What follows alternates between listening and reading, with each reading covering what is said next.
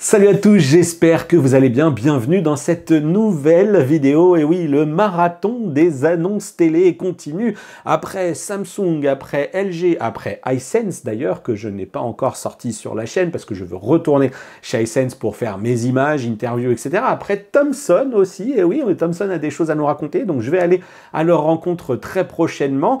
Eh bien, c'est ici de TCL dont on va se parler. TCL qui nous a dévoilé dans les grandes lignes, sa gamme 2024, et ceux qui me suivent sur le Discord eh bien, sont sans doute un peu surpris par le délai de publication, parce que pour tout vous dire, en fait, la vidéo, elle est prête ici, mais je me suis dit, c'est dommage de tout envoyer dans une seule vidéo qui sera très longue, et d'ailleurs c'est amusant, parce qu'en fonction de si vous regardez d'abord celle-ci ou la deuxième vidéo consacrée à TCL, eh bien j'ai décidé clairement de séparer, non pas que les premiers produits ne soient pas intéressants, ils le sont, vous le verrez d'ailleurs, ne serait-ce que par peut-être le positionnement prix ou pour comprendre ce qu'il va se passer en 2024 chez TCL, mais j'ai décidé de séparer le gros modèle, la grosse annonce en fait, que pour ma part, que je considère comme cela, avec l'arrivée d'un C89B, et oui, c'est lui qui remplacera ce qui devait être le C855, je vous en ai parlé déjà pour ceux qui me suivent de près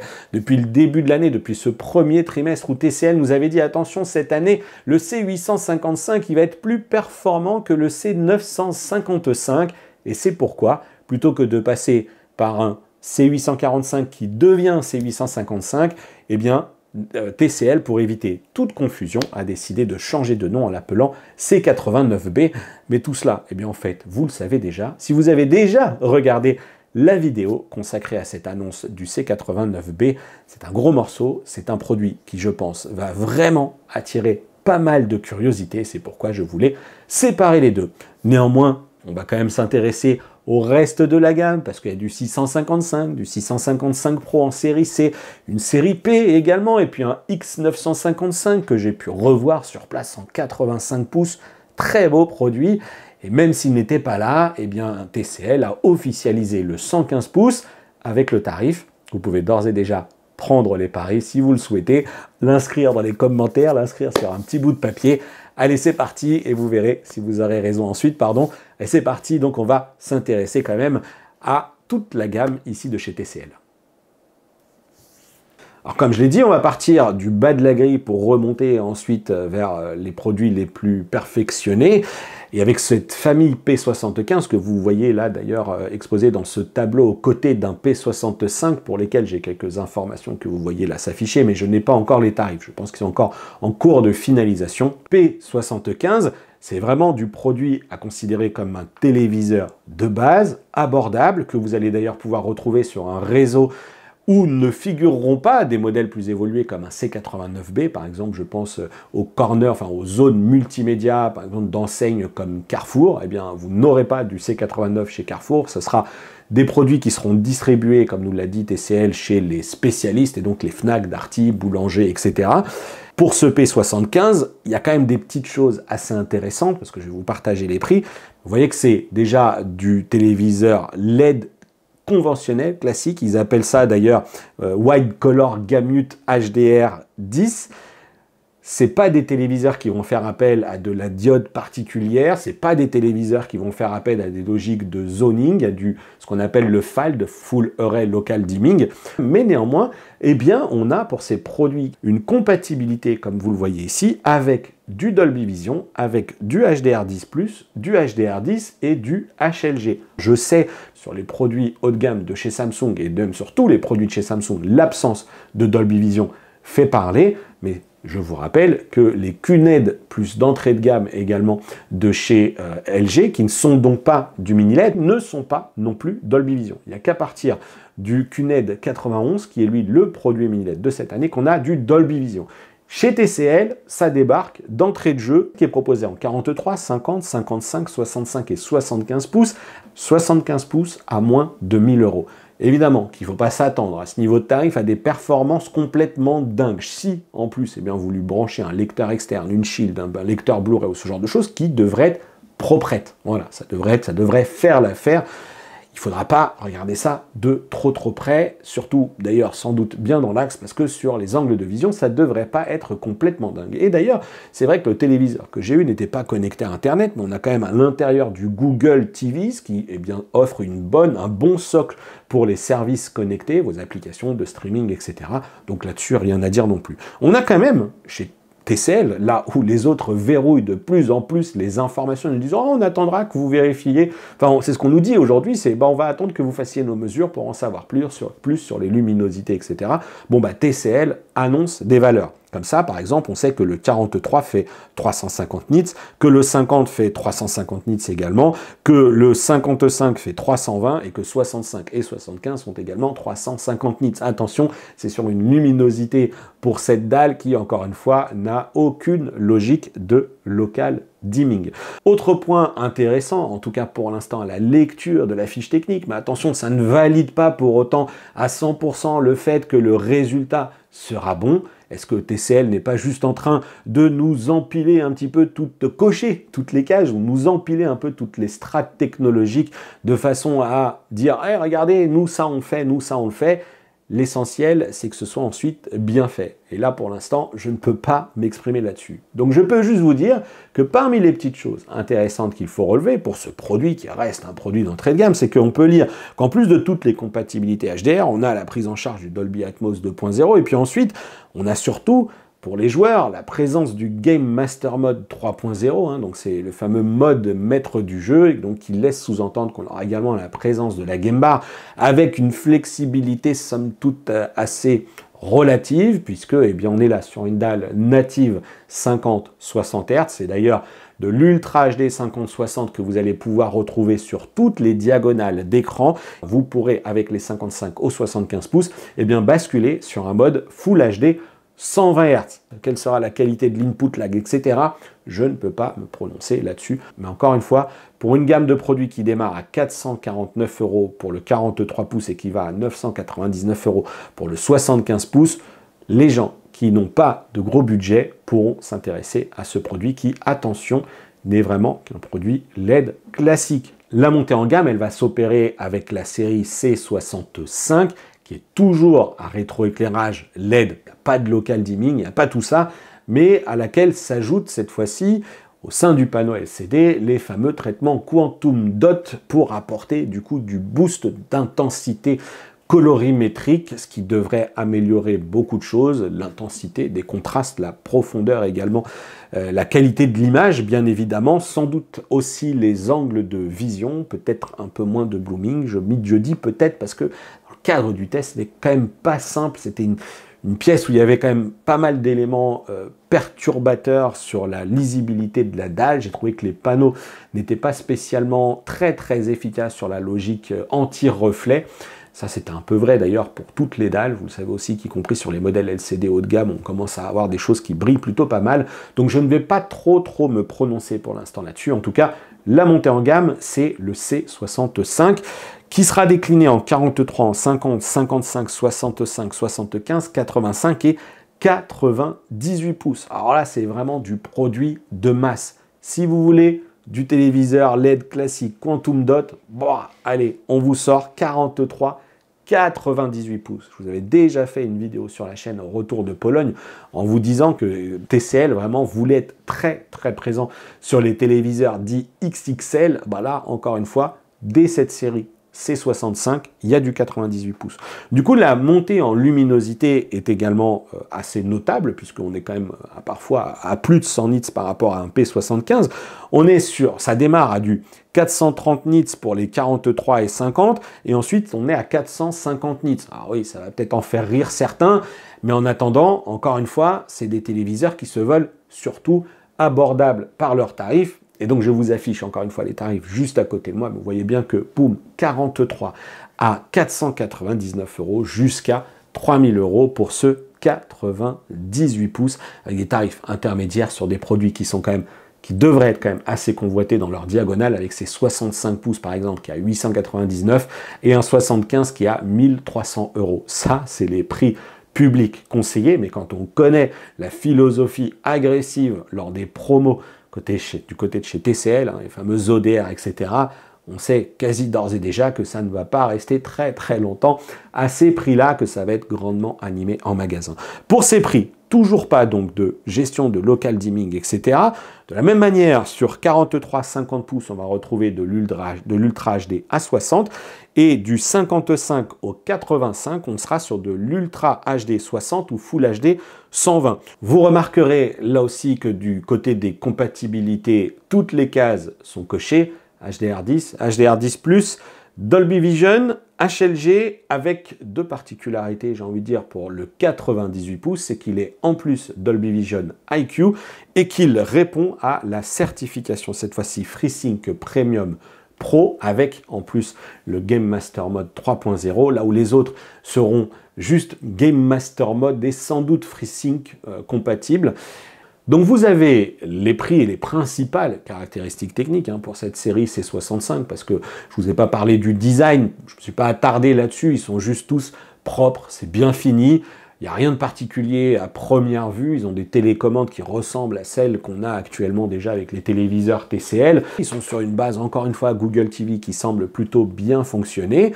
Enfin, pour conclure, sur la partie audio, C65 Series en version 55 à 98, vous voyez qu'on a un système audio 2.1 signé Onkyo, donc avec un petit caisson de basse à l'arrière, et 43 et 50, on est sur un système 2.0. Ce sont là les principales caractéristiques techniques que j'ai pour l'instant, que je vous partage. On y reviendra si c'est nécessaire, mais vous aurez de toute façon le site de TCL qui sera mis à jour avec tout le détail des fiches techniques. Là-dessus, ils sont plutôt assez réglo, complet, c'est assez détaillé chez TCL pour avoir toutes les infos.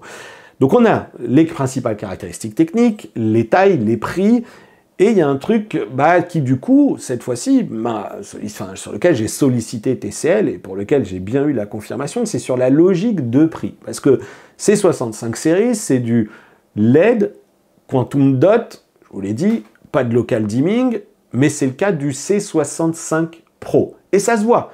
Le C65 Pro, il est dit FALD, donc Full Array Local Dimming. Il y a toujours des Quantum Dots, les angles de vision sont meilleurs, la colorimétrie est meilleure, le rendu de l'image est bien meilleur, les angles de vision sont meilleurs, bref, tout est mieux. Il n'y avait pas débat. Le C65 Pro, il est vraiment meilleur. Donc moi, j'ai plutôt envie de vous dire, focalisez-vous plutôt sur ce produit-là, en tout cas, si vous voulez acheter du 55, du 65 et du 75 pouces, parce que techniquement, il est meilleur et il est au même prix. Et c'est là que j'ai quand même contacté TCL en me disant, vous êtes sûr de votre coup, parce que on est sur un 55 à 699 €, 65 899 et 75 1299. C'est exactement les mêmes prix que le C65 classique. Donc l'intérêt dans ces trois tailles d'écran d'acheter un C655 ou C65 basique versus la version Pro, pour moi, elle est inexistante. Faut pas y aller. On a tout de mieux. Ce qui me permet donc d'ajouter qu'on est toujours sur du Google TV, on est toujours sur Game Master Mode 3.0, on a une dalle 4K Ultra HD 60 Hz chez tout le monde, Full HD 120 Hz chez tout le monde, et on a cette fois-ci un pic de luminosité qui est annoncé à 600 nits, soit 150 nits de mieux que le plus lumineux des C655, et puis surtout on a de la gestion de zones. Alors attention, on n'est pas sur des zones de mini LED, sur des zones de diode, donc le ratio c'est toujours, je crois, 40 fois plus petit pour une mini LED, enfin pour une mini, oui c'est ça, pour une mini LED versus une LED classique. Et donc on est sur 84 zones pour la version 55, 104 zones pour la version 65 et 128 zones pour la version 75 pouces. On va pas dire youhou, on va pas pour l'instant trop s'emballer, c'est pas un nombre de zones complètement incroyable, mais ça offre quand même derrière une logique de gestion un peu plus fine qui devrait contribuer dans l'ensemble, comme on le voit sur les images, à une reproduction, une qualité d'image qui est clairement meilleure sur la version Pro. Donc pour moi, l'intérêt d'un C655 à ce prix-là, sur 55, 65, 75 pouces, je ne l'identifie pas, je ne le comprends pas. Sur les autres tailles, si vous voulez aller sur du plus grand ou sur du plus petit, bon là du coup vous n'avez pas le choix, c'est 655 qu'il faut aller choisir, les versions Pro n'étant pas déclinées dans des tailles aussi petites. Mais encore une fois, connaissant TCL, peut-être que le truc va débarquer en magasin avec un 655 qui va dire Mayday, Mayday, les prix sont trop bas, et un C655 Pro qui sera peut-être lui aussi un peu dégriffé, mais à des tarifs encore un peu, enfin pas aussi agressifs, j'ai envie de dire. Bon, vous m'avez compris, ce qui va me permettre cette fois-ci Eh bien de vous rappeler, comme je le disais, que les séries C74 et C80, donc C745 et C805, restent disponibles en catalogue cette année. Je rappelle que le 805, là encore une fois, eh bien c'est la porte d'entrée à la technologie mini LED.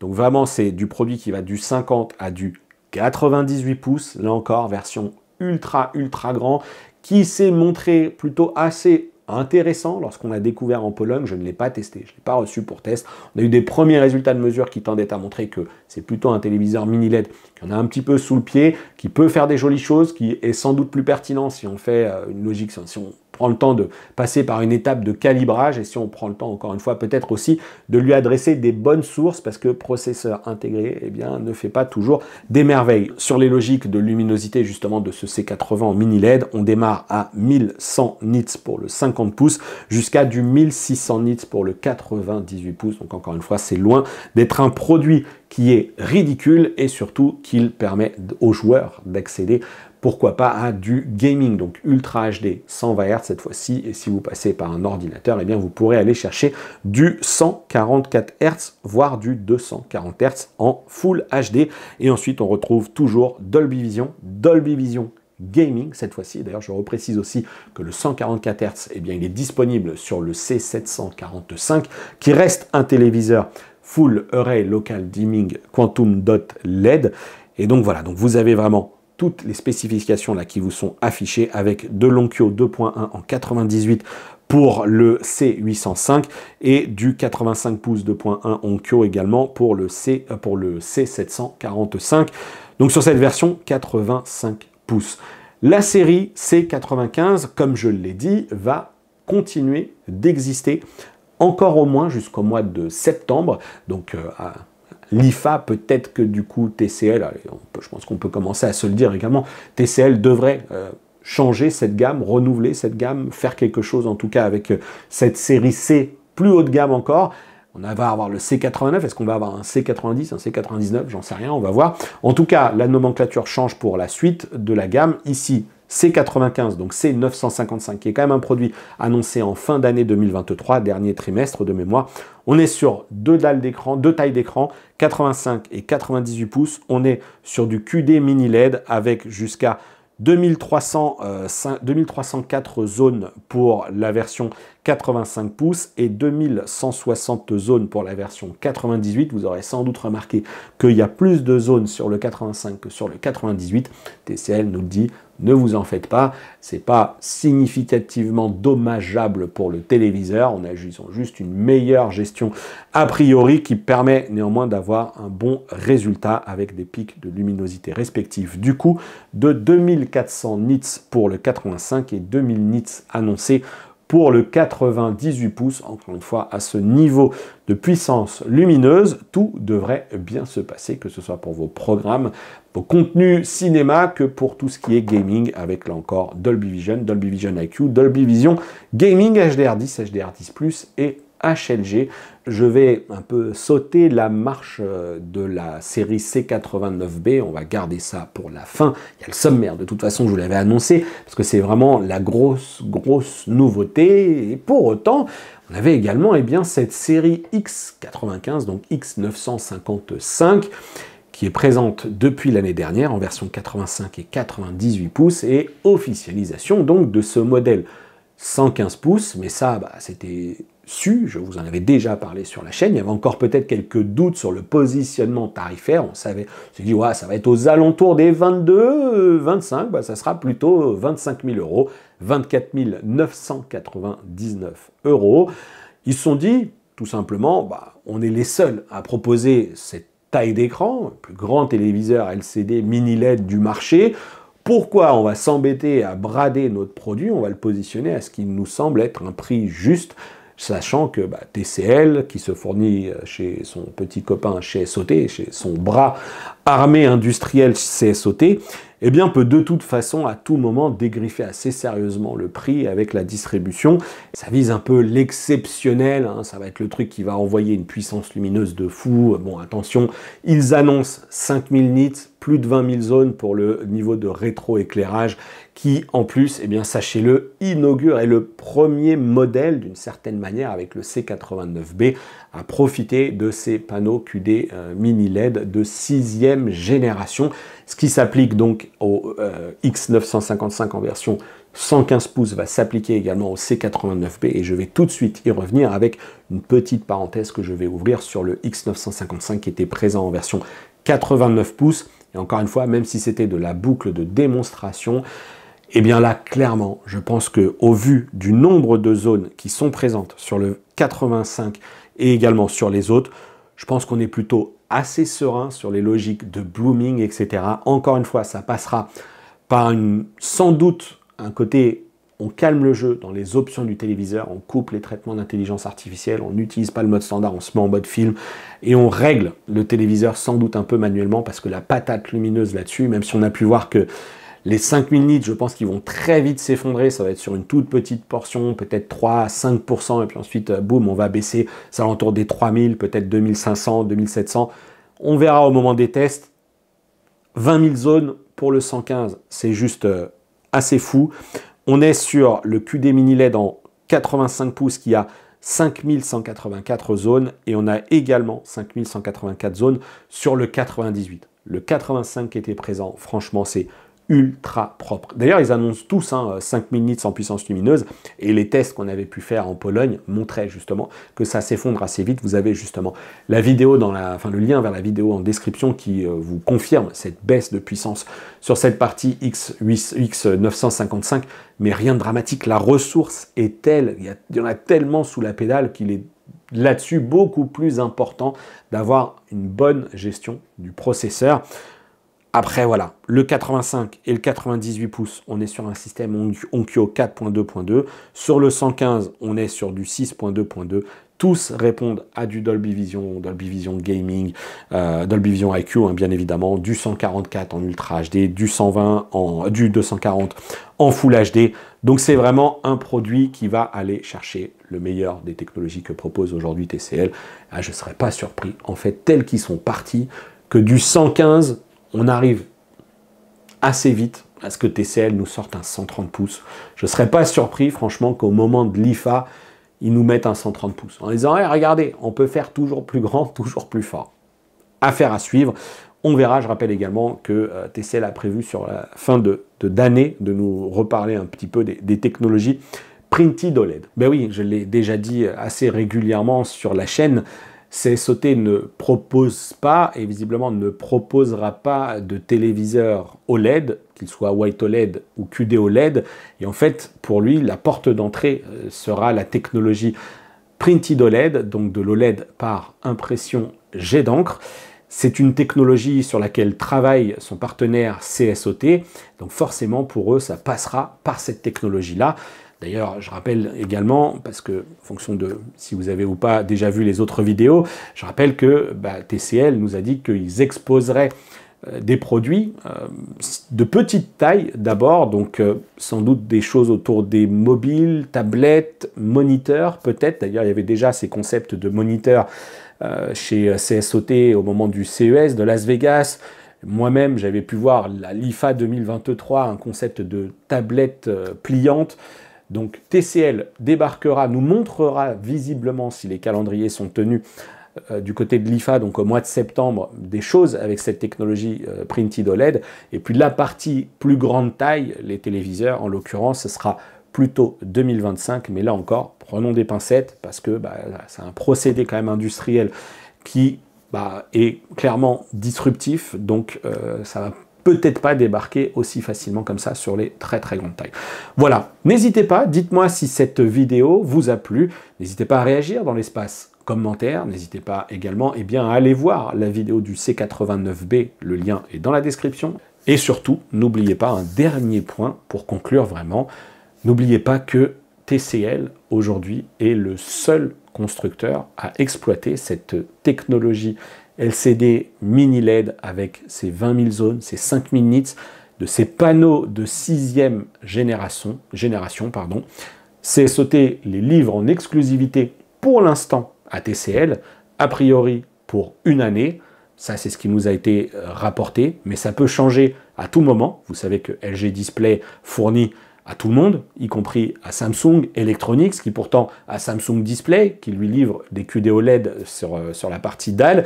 Et puis LG Display fournit aussi à Sony, Panasonic, LG Electronics bien sûr, et puis Philips par exemple. Et puis de la même manière que Samsung Display livrait également du QD OLED pour un A95L chez Sony. Donc vous voyez bien que tout ça, c'est une logique un peu de sourcing de panneaux tout simplement. Donc il n'est pas exclu que demain Samsung finalement aille voir un CSOT pour lui dire mais moi tes panneaux de 6e génération j'en veux. Pour l'instant on nous dit que l'exclusivité revient à TCL et on va même un peu plus loin, c'est que CSOT ne devrait ouvrir les panneaux de 5e génération, ce qu'on retrouve par exemple sur un C845 de l'an dernier, qu'à partir du mois de septembre aux autres acteurs que TCL. Donc voilà, donc ça laisse quand même entrevoir un petit peu les choses. Pour autant, la chose étant que entre la maîtrise de la gestion de la luminosité, etc., comme c'est le faire Samsung et ce qui se passe chez TCL, on voit bien qu'il ne suffit pas d'avoir du hardware pour être parfait, il faut aussi avoir hardware côté processeur et une gestion également logicielle qui soit à la hauteur. Voilà, c'était une grosse conclusion, mais vous avez vraiment tous les éléments et je vous en reparle de toute façon dans la vidéo du C89B. Allez, je vous dis à bientôt pour une prochaine vidéo sur la chaîne et d'ici là, portez-vous bien, ciao!